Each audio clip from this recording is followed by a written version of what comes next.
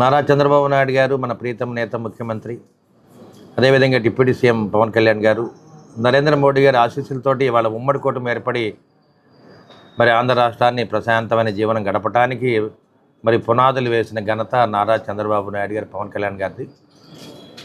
ప్రశాంతమైన జీవనం గడుపుతున్న ఆంధ్ర రాష్ట్రంలో అలజడి సృష్టించాలనే ఆలోచనతోటి మరి బొమ్మన కరుణాకర్ రెడ్డి గారు మాజీ టీటీడీ బోర్డు చైర్మన్, మరి ఆయన ఒక అన్యమతస్థులని ఆ రోజుల్లో చెప్పడం జరిగింది. వారు టీటీడీ బోర్డు చైర్మన్ కూడా పనికిరారు. అయినా కానీ ఆనాడు ఆ ప్రభుత్వం ఆయన ఏర్పాటు చేయడం జరిగింది. ఇవాళ అసత్యమైన ఆరోపణలతోటి వాళ్ళు మీడియాలోకి రావడం జరిగింది. తిరుపతి దేవస్థానంలో దాదాపు 2660 గోమాతలు ఉన్నాయి. దానికి ప్రత్యేకమైన సంరక్షణ ఉంది. దాదాపు 260 మంది మరి పనిచేసేవారు కూడా ఉన్నారు. ఒక మనిషి కంటే కూడా ఎంతో చక్కగా వాటిని తీర్చిదిద్దుతూ వాటిని కాపాడుకుంటూ తిరుపతి దేవస్థానంలో గోమాతని పూజించుకుంటూ ఉంటారు. మరి అకారణంగా మరి వయసు రీత్యా కానీ కొన్ని గోమాతలు చనిపోతూ ఉంటాయి. అవి కూడా అక్కడ రికార్డ్స్లో ఉన్నాయి. ఆ విధంగా కాకుండా బొమ్మన కరుణాకర్ రెడ్డి గారు దాదాపు 100 గోవులు చనిపోయినాయి, సరైన సంరక్షణ లేదని వారు మాట్లాడటం అనేది మంచి పద్ధతి కాదు. మరి దెయ్యాలు వేదాలు వల్లించినట్టు ఉంది. ఎందుకంటే ఇప్పటికి కూడా తీరు మారలేదు వైసీపీ నాయకులకి, జగన్మోహన్ రెడ్డి గారికి కానీ కరుణాకర్ రెడ్డి గారికి కానీ. ఒకసారి ఆలోచన చేయండి. తిరుపతి దేవస్థానం అంటే హిందూ ధర్మాన్ని పరీక్షిస్తూ ఉంటుంది. సనాతన ధర్మాన్ని పరీక్షించడానికి మరి టీటీడీ బోర్డు ఉంది. హిందువుల మనోభావాలు దెబ్బతీసే విధంగా మీరు మాట్లాడటం మంచి పద్ధతి కాదు.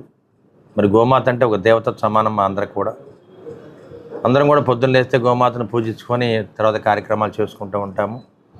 మరి ఇటువంటి ప్రక్రియలో మీరు ఈ విధంగా మాట్లాడటం అనేది, అసత్యమైన ఆరోపణలు చేయటం అనేది మంచి పద్ధతి కాదు. గడిచిన 5 ఏళ్లుగా మీ మనసు ఏ విధంగా ఉందో దుర్మార్గపు ఆలోచనతోటి, అవినీతి పనులతోటి మీ మనసు పూర్తిగా కలుషితం అయిపోయింది. అటువంటి కలుషిత మనసుతోటి మీరు వాళ్ళు మాట్లాడుతున్నారంటే ప్రజలు ఎవరు కూడా నమ్మరు. మీరు ప్రజల్లో 5 ఏళ్లుగా ఎన్నో ఇబ్బందులు పెట్టారు, అన్ని వ్యవస్థలను కూడా పాడు చేశారు. పోలీసులతో భయపెట్టి గంజాయి కేసు పెట్టారు, రేప్ కేసు పెట్టారు, మరి అక్రమంగా మద్యం కేసులు పెట్టి ఎంతోమంది మీద మరి కేసులు పెట్టించి భయభ్రాంతులు చేయడం జరిగింది. అదేవిధంగా ల్యాండ్ టైటిల్ యాక్ట్ కూడా పెట్టి రైతులు భయభ్రాంతులు చేశారు. వీటన్నిటి వల్ల ప్రజలు మీ మీద వ్యతిరేకంగా ఓట్లు వేశారు. 11 సీట్లకే మిమ్మల్ని పరిమితం చేశారు. అయినా మీకు ఇంకా సిగ్గు రాలేదు. ఎప్పుడు కూడా ఈ వ్యవస్థను బాగు చేయడానికి ఒక మంచి విజన్ నాయకుడిగా నారా చంద్రబాబు నాయుడు గారు, అదేవిధంగా పవన్ కళ్యాణ్ గారు ఇద్దరు కూడా మనుషులు వేరే అనే ఒకే విజన్ తోటి వాళ్ళు ముందుకెళ్తున్నారు. అటువంటి గొప్ప మనసున్న నాయకుల్ని ఈ ఆంధ్ర రాష్ట్రాన్ని కాపాడాలనే ఆలోచనతోటి, అమరావతిని పోలవరాన్ని కట్టుకోవాలని ఆలోచనతో వాళ్ళు ముందుకెళ్తున్నారు. కాబట్టి అటువంటి అభివృద్ధి పనులకు మీరు అండగా ఉండండి. ఇటువంటి అసత్యమైన ఆరోపణలు కానీ దుర్మార్గపు ఆలోచన చేయొద్దని చెప్పి బొమ్మన కరుణాకర్ రెడ్డి గారికి కానీ అదేవిధంగా వైసీపీ నాయకులను కూడా మేము హెచ్చరిస్తున్నాము. సోషల్ మీడియాని ఉపయోగించుకొని మీరు 5 ఏళ్లుగా ఎంతమంది ప్రజలను ఇబ్బంది పెట్టారో ఒకసారి ఆలోచన చేయండి. ఎంతమంది ముస్లిం సోదరులు కానీ ఎస్సీ సోదరులు ఎంతమందిని హత్యా ప్రయత్నం చేశారు, మీరు ఎంతమందిని చంపడం జరిగింది, ఇవన్నీ కూడా ప్రజల మనసులో ఉన్నాయి. ప్రతి ఇంట్లో కూడా ఒక పోలీస్ కేసు పెట్టడం జరిగింది. కొన్ని వేల కేసులు నమోదైనవి.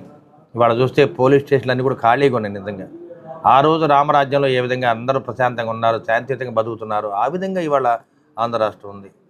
ఇవన్నీ కూడా గుర్తుపెట్టుకోవాలి.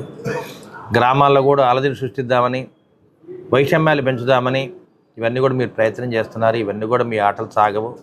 వాళ్ళ ప్రజలందరూ కూడా శాంతియుతంగా ఉందామని శాంతిని కోరుకుంటున్నారు. అభివృద్ధి పదంగా ముందుకెళ్ళాలి. మన బిడ్డలు బాగా చదువుకోవాలి, వాళ్ళ భవిష్యత్తు బాగుండాలి, రైతు సోదరులు అందరూ కూడా బాగుండాలి, అందరూ కూడా చక్కగా చిరునవ్వుతో జీవనం గడపాలన్న ఆలోచనతోటి మరి వాళ్ళ ప్రభుత్వం నడిపిస్తూ ఉంది. మేమందరం కూడా నారా చంద్రబాబు నాయుడు గారు, పవన్ కళ్యాణ్ గారు, నరేంద్ర మోడీ గారి మీద పూర్తిగా నమ్మకం